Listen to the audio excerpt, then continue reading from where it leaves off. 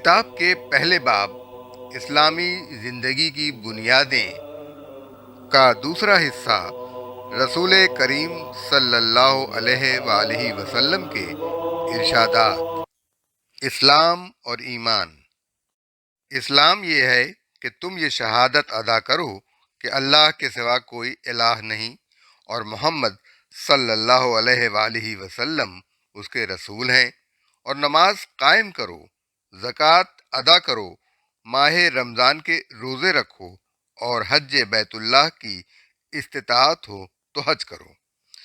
ایمان یہ ہے کہ اللہ کو، اس کے فرشتوں کو، اس کی کتابوں، اس کے رسولوں اور روز قیامت کو حق جانو اور مانو، اور ہر خیر و شر کی تقدیر کو حق جانو اور مانو۔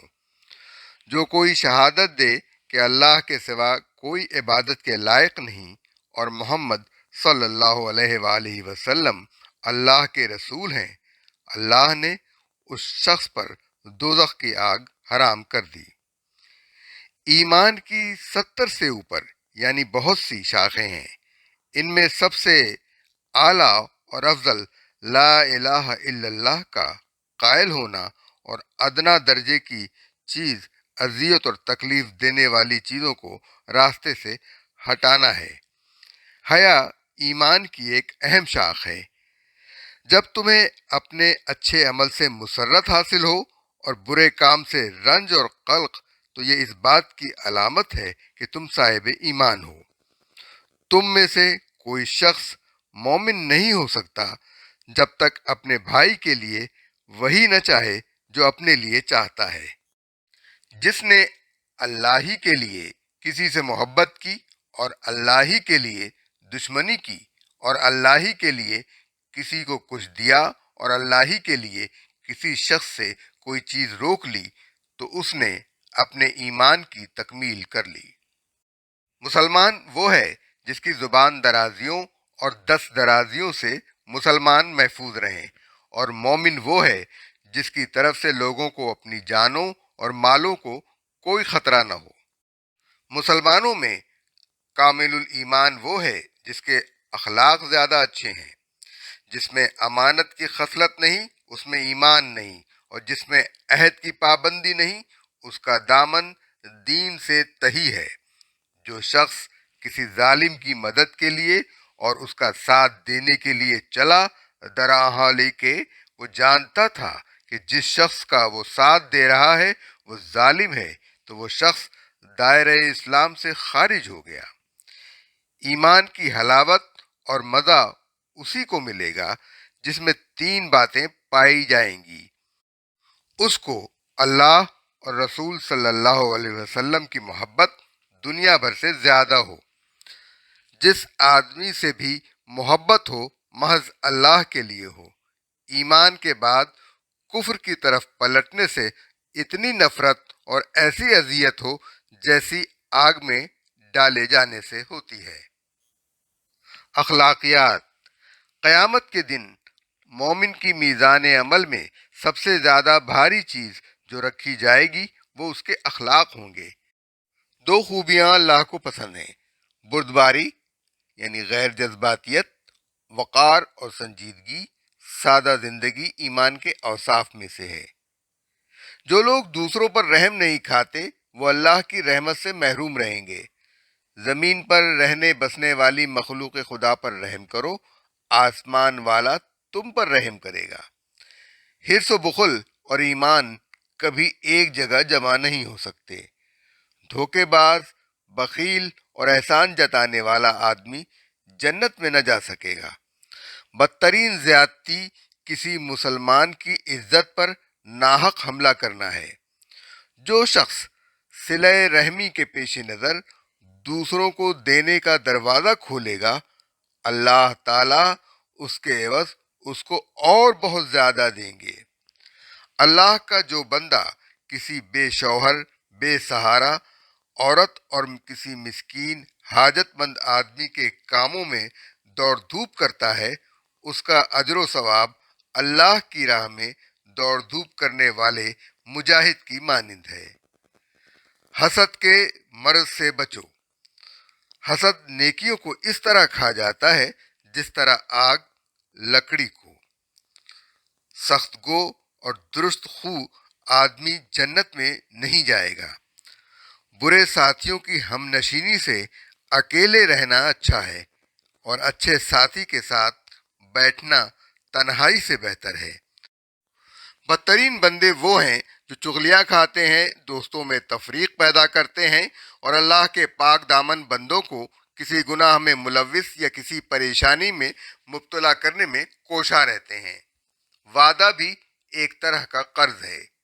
جس نے کسی شخص کا کوئی مخفی عیب دیکھ لیا اور اس پر پردہ ڈال دیا تو یہ ایسا ہے جیسے کسی نے ایک زندہ گاڑی ہوئی بچی کو موت سے بچا لیا۔ جس شخص سے مشورہ لیا جائے اس کو امین ہونا چاہیے، یعنی اسے چاہیے کہ صحیح مشورہ دے۔ مجالس امانت سے وابستہ ہیں، یعنی مجلسوں کی گفتگو کو امانت کے طور پر سمجھنا چاہیے، سوائے 3 مجالس کے، یعنی ان کی گفتگو خفیہ نہیں رکھنی چاہیے بلکہ ظاہر کر دینی چاہیے۔ ایک وہ مجلس جس میں گفتگو کا موضوع حرام چیزیں رہی ہوں، دوسری وہ مجلس جس میں زناکاری کا مشورہ کیا گیا، اور تیسری وہ مجلس جس میں کسی کا مال چھین لینے کا مشورہ کیا گیا ہو۔ جہاں جس حال میں ہو، خلوت میں یا جلوت میں، آرام میں یا تکلیف میں، اللہ سے ڈرتے رہو اور ہر برائی کے پیچھے نیکی کرو کہ وہ اس کو مٹا ڈالے گی، اور اللہ کے بندوں کے ساتھ خوش اخلاقی سے پیش آؤ۔ حضور نبی اکرم صلی اللہ علیہ وآلہ وسلم کی حضرت ابو ذر رضی اللہ عنہ کو نصیحت۔ 4 خصلتیں ایسی ہیں کہ اگر وہ تمہیں نصیب ہو جائیں تو پھر دنیا اور اس کی نعمتوں کے فوت ہو جانے اور ہاتھ نہ آنے میں کوئی مذائقہ نہیں۔ امانت کی حفاظت، صدق گفتاری، حسن اخلاق، کھانے میں احتیاط اور پرہیزگاری، عشرت و تمدن۔ اے نوجوانوں، تم میں سے جو نکاح کی ذمہ داریاں اٹھانے کی استطاعت رکھتا ہے اسے نکاح کر لینا چاہیے، کیونکہ یہ نگاہ کو نیچا رکھتا اور شرمگاہ کی حفاظت کرتا ہے۔ عورتوں سے ان کے حسن کی خاطر شادیاں نہ کرو، ممکن ہے ان کا حسن انہیں بگاڑ دے، اور تم ان کے مال و دولت کی خاطر بھی شادیاں نہ کرو کہ ہو سکتا ہے ان کے اموال انہیں سرکش بنا دیں۔ ان میں جو چیز تمہیں دیکھنی چاہیے وہ دین ہے۔ ایک کالی کلوٹی کم عقل لونڈی بھی اگر دیندار ہو تو وہ دوسری عورتوں سے افضل ہے۔ تم میں بہتر آدمی وہ ہے جو اپنے اہل و عیال، اعز و اقارب اور نوکروں چاکروں کے ساتھ بہترین سلوک کرے اور اخلاق سے پیش آئے۔ جو عورت بلا وجہ اپنے شوہر سے طلاق کا مطالبہ کرے اس پر جنت کی بو حرام ہے۔ وہ شخص ذلت و خواری سے ہمکنار ہوا جس نے اپنے والدین میں سے ایک یا دونوں کو بڑھاپے کی حالت میں پایا اور پھر ان کی خدمت کر کے جنت میں داخل نہ ہوا۔ جو شخص رشتہ داروں کے حسن سلوک کے جواب میں حسن سلوک کرتا ہے تو یہ کوئی درجہ کمال نہیں ہے۔ کمال درجے کی صلہ رحمی یہ ہے کہ جب دوسرے رشتہ دار اس سے قطع تعلق کریں وہ ان کے ساتھ اپنا تعلق جوڑے اور ان کے حقوق ادا کرے۔ سب سے بہتر ذخیرہ خدا کو یاد کرنے والی زبان اور شکر خدا کے جذبے سے معمور دل اور نیک بیوی ہے جو دین کی راہ پر چلنے میں اپنے شوہر کی مددگار بنتی ہے۔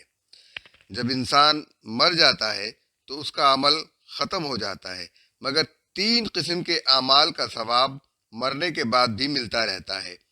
ایک یہ کہ وہ صدقہ جاریہ کر جائے یا ایسا علم چھوڑ جائے جس سے لوگ فائدہ اٹھائے۔ تیسرے نیک لڑکا جو اس کے لیے دعا کرتا رہے۔ مسلمانوں کا سب سے بہتر گھر وہ ہے جس میں کوئی یتیم ہے اور اس کے ساتھ اچھا سلوک ہوتا ہے، اور بدتر گھر وہ ہے جس میں کسی یتیم کے ساتھ برا سلوک کیا جاتا ہے۔ جو لوگ اللہ اور یوم آخرت پر ایمان رکھتے ہیں انہیں چاہیے کہ اپنے مہمانوں کی خاطرداری کریں۔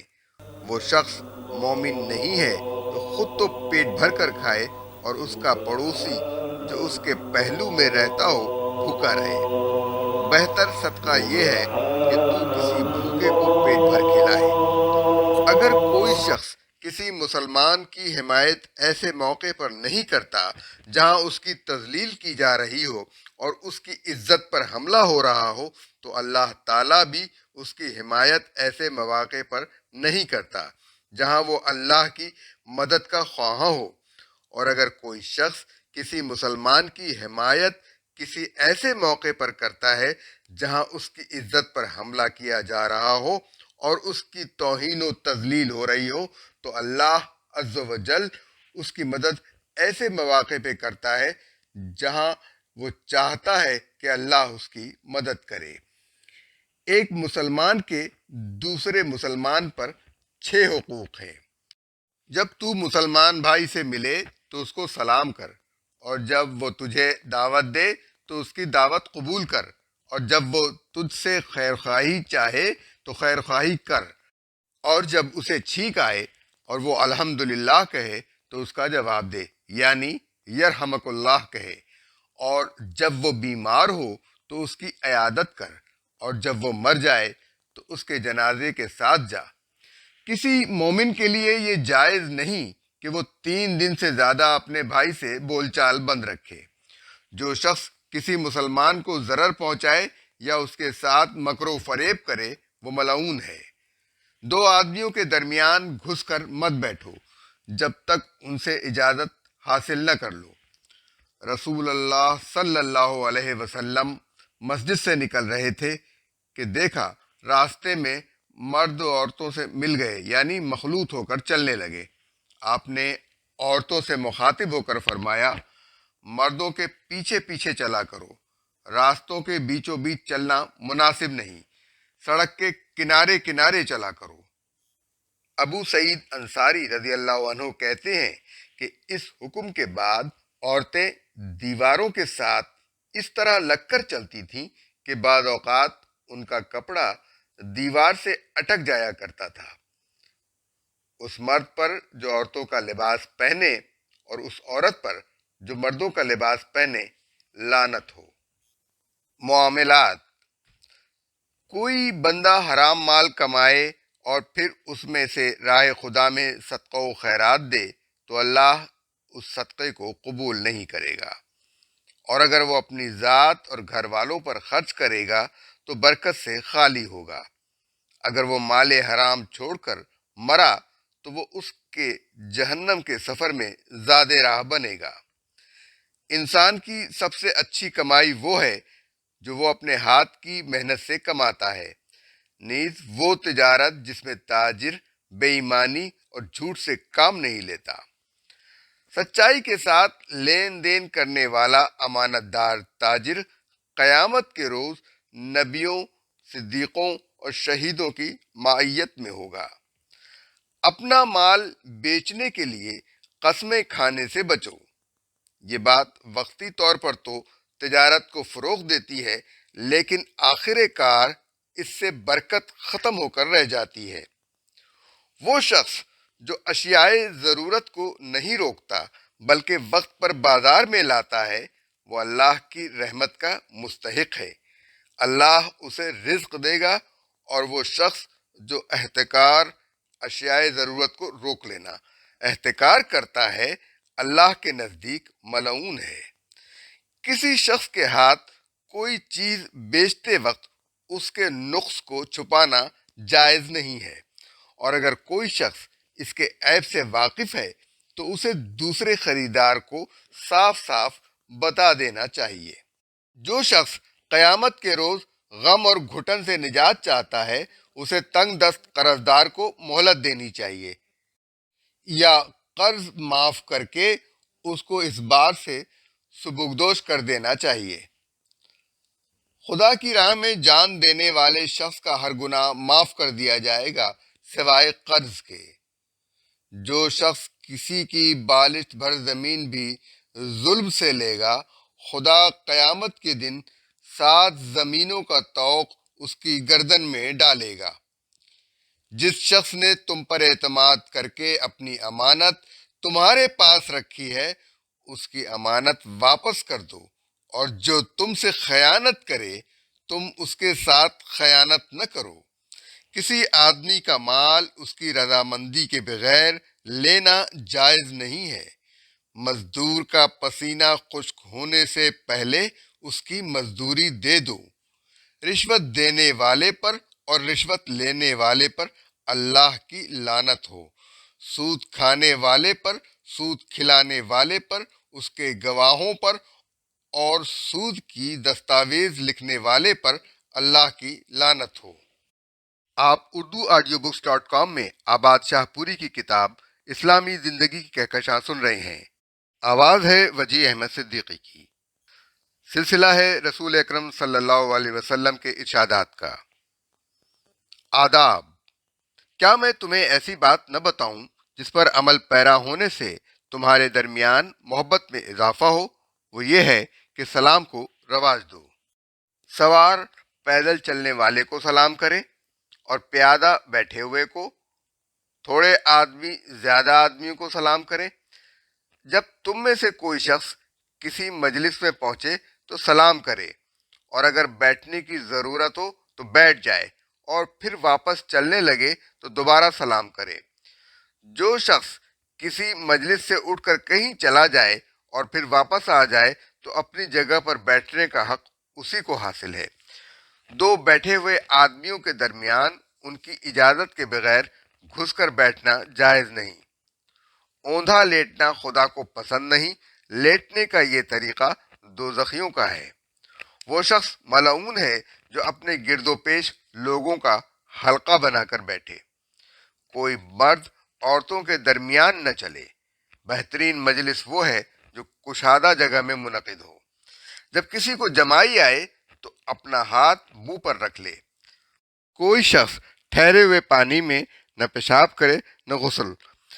بسم اللہ پڑھو، داہنے ہاتھ سے کھاؤ اور اپنے آگے سے کھاؤ۔ سب مل کر کھاؤ، علیحدہ علیحدہ نہ کھاؤ، اس لیے کہ جماعت میں برکت ہوتی ہے۔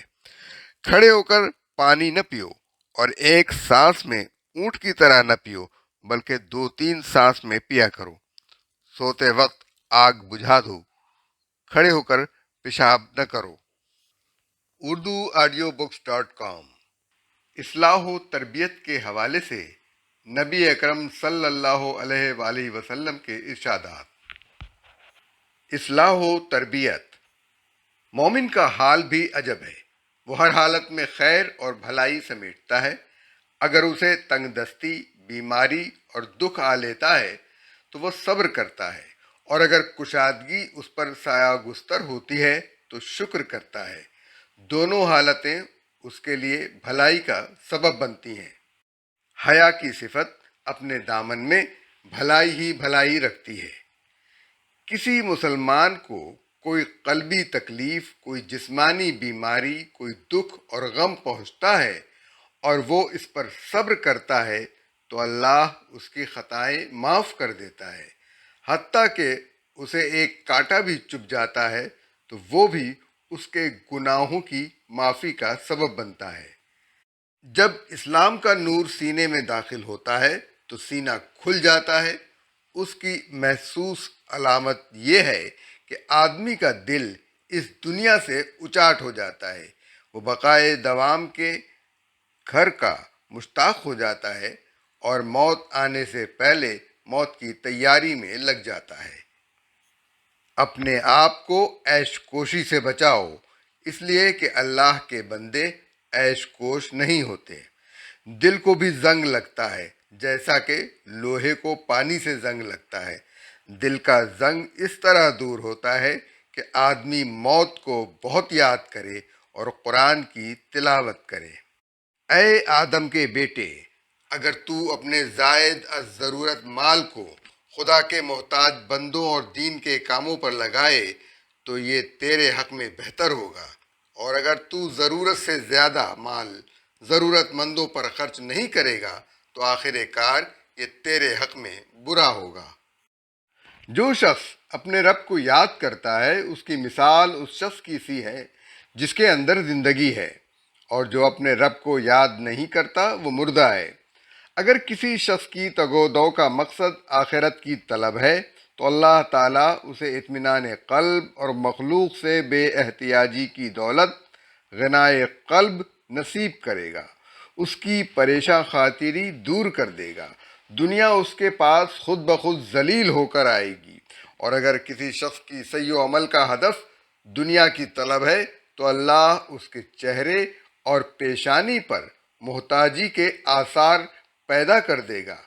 اطمینان قلب اور خاطر جمعی کی راحت اسے کبھی نصیب نہ ہوگی، اور ساری تگ و دو کے بعد بھی دنیا اسے اتنی ہی ملے گی جتنی کہ اس کے مقدر میں لکھ دی گئی ہے۔ بندہ بڑے فخر و غرور سے کہتا ہے میرا مال، میرا مال، حالانکہ اس کا مال تو در حقیقت وہی ہے جو اس نے کھا کر ختم کر دیا، پہن کر پرانا کر ڈالا، یا راہ خدا میں دے کر آخرت کا سامان کر لیا۔ باقی جو کچھ ہے دوسرے لوگوں کا ہے جو وہ ان کے لیے چھوڑ کر ایک دن دنیا سے رخصت ہو جانے والا ہے۔ دو چیزیں ایسی ہیں جنہیں انسان ناپسند کرتا ہے حالانکہ وہ اس کے حق میں خیر و خوبی کا باعث ہوتی ہیں۔ ایک تو اسے موت ناپسند ہے حالانکہ موت اس کے لیے فتنوں اور آزمائشوں سے بہتر ہے۔ دوسرے اس کو قلت مال اور ناداری پسند نہیں حالانکہ مال کی کمی سے آخرت کا حساب کتاب ہلکا ہو جائے گا۔ دو بھوکے بھیڑیے جنہیں بکریوں کے ریوڑ میں چھوڑ دیا گیا ہو اس گلے پر اتنی تباہی نہیں لاتے جتنی تباہی مال و دولت اور جاہ و عزت کی حرص انسان کے دین پر لاتی ہے۔ مجھے یہ ڈر نہیں ہے کہ فقر و افلاس تمہیں آ لے گا، اندیشہ یہ ہے کہ کہیں تم پر خون نہ برسنے لگے اور پھر تم اسی کے دیوانے اور متوالے ہو کر نہ رہ جاؤ۔ تمہاری پیشرو امتوں کے ساتھ یہی بیت چکا ہے، زر و مال سے دیوانہ وار محبت انہیں تباہ کر چکی ہے، کہیں ایسا نہ ہو تمہیں بھی تباہ کر ڈالے۔ ام دردہ رضی اللہ عنہا کہتی ہیں میں نے ایک مرتبہ ابو دردہ رضی اللہ عنہ سے کہا کیا بات ہے آپ فلاں فلاں اصحاب کی طرح مال و منصب طلب نہیں کرتے؟ انہوں نے فرمایا میں نے رسول اللہ صلی اللہ علیہ وسلم سے سنا ہے کہ تمہارے آگے ایک دشوار گزار گھاٹی ہے جسے زیادہ بوجھ اٹھانے والے پار نہ کر سکیں گے، اس لیے میں ہلکا پھلکا اور سبک بار رہنا پسند کرتا ہوں۔ اللہ تعالیٰ سے حیا کرنے کا حق اس طرح ادا کیا جا سکتا ہے کہ سر اور سر میں جو افکار و خیالات ہیں ان سب کی نگہداشت کی جائے، نیز پیٹ اور اس میں جو کچھ بھرا ہوا ہے اس کی نگرانی کی جائے، یعنی برے خیالات سے دماغ کی اور حرام و ناجائز غذا سے پیٹ کی حفاظت کرنی چاہیے۔ اور موت کے بعد قبر میں تمہاری جو حالت ہوتی ہے اس کو یاد رکھا جائے۔ جو شخص یہ سب کچھ کرے گا سمجھ لو کہ اس نے اللہ سے حیا کرنے کا حق ادا کر دیا۔ صاحب ایمان ایک سوراخ سے دو بار نہیں ڈسا جاتا۔ اپنا کام تدبیر اور سوچ بچار کے ساتھ کرو، اگر اس کا انجام اچھا نظر آئے تو کر ڈالو، اگر خراب دکھائی دے تو اسے چھوڑ دو۔ جو باتیں اللہ نے حرام قرار دی ہیں ان سے اجتناب کرو، اگر تم ان سے مجتنب رہو گے تو تمہارا شمار عابد و زاہد بندوں میں ہوگا۔ رضا الہی پر شاکر رہو، ایسا کرو گے تو تمہارا شمار دنیا کے انتہائی بے نیاز لوگوں میں ہونے لگے گا۔ اپنے ہمسائے سے اچھا سلوک کرو کہ مومن کامل وہی ہے جو ایسا کرتا ہے۔ جو چیز تمہیں اپنے لیے پسند ہے وہی دوسروں کے لیے پسند کرو کہ مسلم کامل کا یہی وتیرہ ہوتا ہے۔ زیادہ مت ہنسو کہ زیادہ ہنسی سے دل مردہ ہو جاتا ہے۔ 5 چیزوں کو 5 چیزوں سے پہلے غنیمت سمجھو: بڑھاپے سے پہلے جوانی کو، بیماری سے پہلے صحت کو، افلاس سے پہلے خوشحالی کو، مشاغل سے پہلے فراغت کو، موت سے پہلے زندگی کو۔ میں اپنی امت کے بارے میں 2 باتوں سے سب سے زیادہ ڈرتا ہوں، ایک ہوا، دوسری طول عمل۔ ہوا سے مراد یہ ہے کہ زندگی کے معاملات میں اپنے نفس کے رجحانات اور خیالات کی پیروی کی جائے، اور طول عمل یہ کہ دنیاوی زندگی کے بارے میں لمبی لمبی آرزوئیں دل میں پائی جائیں۔ آپ urduaudiobooks.com میں مشہور مصنف آباد شاہ پوری کی کتاب اسلامی زندگی کی کہکشاں سن رہے ہیں۔ آواز وجیح احمد صدیقی۔ جہاد اسلامی کے بارے میں نبی اکرم صلی اللہ علیہ وآلہ وسلم کے ارشادات۔ جہاد اسلامی: اللہ کی راہ میں ایک رات پہرا دینا دنیا و مافیہ سے بہتر ہے۔ جس شخص کے پاؤں اللہ کی راہ میں گردآلود ہو جاتے ہیں اس پر دوزخ کی آگ حرام ہو جاتی ہے۔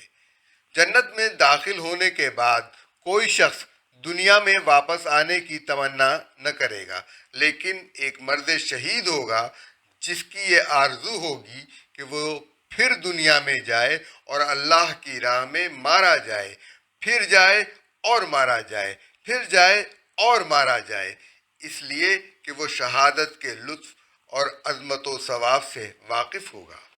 اللہ کی راہ میں زخمی ہونے والا قیامت کے دن اس حالت میں اللہ کے دربار میں آئے گا کہ اس کے زخموں سے لہو بہہ رہا ہوگا، رنگ تو اس کا خون کا ہوگا لیکن بو مشک کی ہوگی۔ جو شخص سچے دل سے شہادت طلب کرتا ہے اللہ اس کو شہید کا مرتبہ عنایت کر دیتا ہے، اگرچہ وہ اپنے بستر پر مرے۔ جو شخص اس حالت میں مرا کہ نہ تو کبھی جہاد کیا اور نہ کبھی اس کا خیال ہی اس کے دل میں آیا، اس کی موت منافق کی موت ہوگی۔ جس شخص نے نہ تو جہاد کیا نہ جہاد کرنے والوں کو سر و سامان مہیا کیا اور نہ مجاہدین کے اہل و عیال کی خبر گیری کی، اسے اللہ قیامت سے پہلے کسی سخت مصیبت میں مبتلا کر دے گا۔ جو شخص راہ خدا میں خرچ کرتا ہے اس کے حساب میں 700 گنا ثواب لکھا جاتا ہے۔ آپ urduaudiobooks.com میں آباد شاہ پوری کی کتاب اسلامی زندگی کی کہکشاں سن رہے ہیں۔ سماعت فرمائیے اجتماعی زندگی کے متعلق حضور نبی اکرم صلی اللہ علیہ وآلہ وسلم کے ارشادات گرامی۔ اجتماعی زندگی کی اہمیت: جب 3 آدمی سفر کو نکلیں تو انہیں چاہیے کہ وہ اپنے میں سے کسی ایک کو امیر بنا لیں۔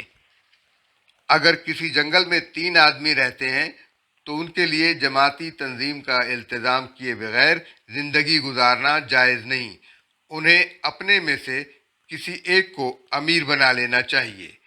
جو شخص جنت کے وسط میں اپنا گھر بنانا چاہتا ہے اسے مسلمانوں کی اجتماعیت سے چمٹے رہنا چاہیے، اس لیے کہ آدمی تنہا ہو تو شیطان اس کے ساتھ ہوتا ہے اور جب وہ 2 ہو جاتے ہیں تو دور ہو جاتا ہے۔ جس طرح بکریوں کا دشمن بھیڑیا ہے اور اپنے ریوڑ سے الگ ہو جانے والی بکریوں کو آسانی کے ساتھ شکار کر لیتا ہے، اسی طرح شیطان انسان کا بھیڑیا ہے۔ اگر وہ جماعت میں بن کر نہ رہیں تو یہ انہیں الگ الگ نہایت آسانی سے شکار کر لیتا ہے۔ اے لوگو، پگڈنڈیوں پر مت چلو، بلکہ ضروری ہے کہ جماعت اور عامت المسلمین کے ساتھ رہو۔ حکمرانوں کی ذمہ داریاں اور فرائض: تم میں سے ہر شخص محافظ اور نگران ہے اور اس سے ان لوگوں کے بارے میں پوچھ گچھ ہوگی جو اس کی نگرانی میں دیے گئے ہیں۔ چنانچہ امیر سے جو لوگوں کا حکمران ہے اس کی رعیت کے متعلق باز پرس ہوگی۔ مرد اپنے گھر والوں بیوی بچوں کا نگران ہے، اس سے اس کی رعیت کے بارے میں پرسش ہوگی، اور بیوی اپنے شوہر کے گھر اور اولاد کی نگران ہے، اس سے اولاد کے بارے میں پوچھ گچھ ہوگی۔ جو شخص مسلمانوں کے اجتماعی معاملات کی ذمہ داری قبول کرتا ہے مگر ان کے ساتھ نہ تو خیر خواہی سے پیش آتا ہے اور نہ اس ذمہ داری کو ادا کرنے کے لیے اتنی دوڑ دھوپ کرتا ہے جتنی کہ اپنی ذات کے لیے کرتا ہے۔ ایک اور روایت میں ہے کہ اس ذمہ داری کو اٹھانے کے بعد ان کی حفاظت اس طرح نہیں کرتا جس طرح وہ اپنی اور اپنے گھر والوں کی حفاظت کرتا ہے، تو اللہ تعالیٰ اس شخص کو منہ کے بل جہنم میں جھونک دے گا۔ جو شخص مسلمانوں کے اجتماعی معاملات کا ذمہ دار ہو اور ان کے ساتھ خیانت کا ارتکاب کرے، اللہ اس پر جنت حرام کر دے گا۔ جس شخص کو مسلمانوں کے اجتماعی معاملات سپرد کیے جائیں اور وہ کسی کو محض اپنی رشتہ داری اور دوستی کی وجہ سے مسلمانوں پر حکمران بنائے تو اللہ کی اس پر لعنت ہوگی، اس کی طرف سے اللہ کوئی عذر قبول نہ کرے گا یہاں تک کہ اسے جہنم میں ڈال دے گا۔ حضرت ابو بکر رضی اللہ عنہ نے جب حضرت عمر رضی اللہ عنہ کو اپنا جانشین نامزد کیا تو ان سے فرمایا، اے خطاب کے بیٹے، میں نے مسلمانوں پر شفقت کے پیش نظر تمہیں خلیفہ منتخب کیا ہے۔ تم رسول اللہ صلی اللہ علیہ وسلم کے صحبت یافتہ ہو، تم نے دیکھا ہے کہ حضور صلی اللہ علیہ وسلم کس طرح ہمیں اپنی ذات اور ہمارے گھر والوں کو اپنے گھر والوں پر ترجیح دیا کرتے تھے، یہاں تک کہ ہمیں جو کچھ آپ کی طرف سے عنایت ہوتا اس میں سے جو بچ جاتا اسے ہم آپ کے گھر والوں کو ہدیہ بھیج دیتے تھے۔ تم بھی اپنی ذات پر اور اپنے گھر والوں پر مسلمانوں کو ترجیح دینا۔ مسلمانوں کے لیے ضروری ہے کہ وہ اجتماعی معاملات کے ذمہ دار کی بات سنیں اور مانیں، خواہ وہ بات انہیں پسند ہو یا ناپسند۔ البتہ شرط یہ ہے کہ وہ حکم معصیت پر مبنی نہ ہو۔ جب انہیں خدا کی نافرمانی کا حکم دیا جائے تو اس پر کان نہ دھریں اور اسے تسلیم کرنے سے صاف انکار کر دیں۔ جس شخص نے 10 یا 10 سے زائد انسانوں پر حکومت کی، قیامت کے دن وہ اس حال میں اٹھے گا کہ اس کی گردن میں طوق ہوگا اور اس کے ہاتھ گردن کے ساتھ بندھے ہوں گے۔ اس مصیبت سے اس کو نیکی ہی نجات دلا سکے گی اور اس کے گناہ اسے ہلاک کر دیں گے۔ یاد رکھو، حکمرانی کی ابتدا ملامت ہے، اس کا وسط ندامت اور پشیمانی، اور اس کا آخر قیامت کے روز ذلت و رسوائی۔ جس شخص کو ہم نے کسی کام پر مقرر کیا اور اس کا معاوضہ معین کر دیا، اس کے بعد اگر وہ اپنی تنخواہ سے زیادہ سرکاری مال سے یا حاجت مندوں سے لے گا تو خیانت کا مرتکب ہوگا۔ امر بالمعروف و نہی عن المنکر۔ تم میں سے جو شخص منکر یعنی برائی کو دیکھے تو چاہیے کہ اسے ہاتھ سے یعنی قوت سے مٹا دے، اگر اس کی طاقت نہ ہو تو زبان سے اس کے خلاف آواز بلند کرے، اگر اس کی بھی ہمت نہ ہو تو پھر کم از کم دل ہی میں اسے برا سمجھے، اور یہ ایمان کا آخری اور سب سے کمزور درجہ ہے۔ لوگوں کو نیکی کی طرف بلاتے اور برے کاموں سے روکتے رہو، ورنہ اللہ کا عذاب تمہیں آ لے گا اور پھر تم خدا سے دعائیں کرو گے مگر تمہاری کوئی دعا قبول نہ ہوگی۔ اللہ خاص لوگوں کے اعمال کی وجہ سے عام لوگوں کو عذاب نہیں دیتا، مگر جب وہ اپنے سامنے بدی کو دیکھیں اور اس کو روکنے کی قدرت رکھنے کے باوجود نہ روکیں تو اللہ خاص اور عام سب کو مبتلا عذاب کر دیتا ہے۔ حضور صلی اللہ علیہ وسلم ٹیک لگائے بیٹھے تھے، پھر سیدھے بیٹھ گئے اور فرمایا، نہیں، اس ذات کی قسم جس کے قبضے میں میری جان ہے، تمہیں لازم ہے کہ لوگوں کو نیکی کا حکم دیتے اور برائیوں سے روکتے رہو، ظالم کا ہاتھ پکڑو اور اسے حق کے آگے سرنگوں کر دو۔ اگر تم لوگ ایسا نہیں کرو گے تو تم سب کے دل ایک جیسے ہو جائیں گے اور پھر اللہ تمہیں اپنی رحمت و ہدایت سے دور پھینک دے گا، جس طرح بنی اسرائیل کے ساتھ اس نے معاملہ کیا۔ اجتماعی جرائم اور ان کا انجام۔ جس قوم میں بدکاری عام ہو جاتی ہے اسے قحط اپنے چنگل میں گرفتار کر لیتا ہے، اور جس قوم میں رشوت کا دور دورہ ہوتا ہے اس پر دشمن کا رعب طاری رہتا ہے۔ جس قوم میں مال غنیمت میں خیانت کا سلسلہ شروع ہو جائے اللہ اس کے دل میں دشمنوں کا رعب پیدا کر دیتا ہے۔ جس قوم میں زناکاری پھیل جاتی ہے اس میں اموات و کثرت ہونے لگتی ہیں۔ جو قوم کم ناپتی اور کم تولتی ہے اس کا رزق اٹھا لیا جاتا ہے۔ جو قوم ناحق حکم کرتی ہے، یعنی جس قوم کے ارباب بست و کشاد احکام نافذ کرنے میں عدل و انصاف کو ملحوظ نہیں رکھتے اور ناروا احکام جاری کرتے ہیں، اس میں قتل و خونریزی عام ہو جاتی ہے۔ اور جو قوم عہد شکنی کرتی ہے اس پر دشمن مسلط کر دیا جاتا ہے۔ جو لوگ ظالم کو ظلم و ستم کرتے دیکھیں اور اس کا ہاتھ نہ پکڑیں، یعنی اس ظلم کو نہ روکیں، تو اللہ بہت جلد اس قوم کو اپنے عذاب میں گرفتار کر دے گا۔ جس قوم میں گناہ کیے جانے لگیں اور قوم ان لوگوں کی اصلاح و تبدیلی کی طاقت رکھنے کے باوجود کوئی اصلاح و تغیر نہ کرے، اللہ تعالیٰ اسے عذاب میں گرفتار کر دے گا۔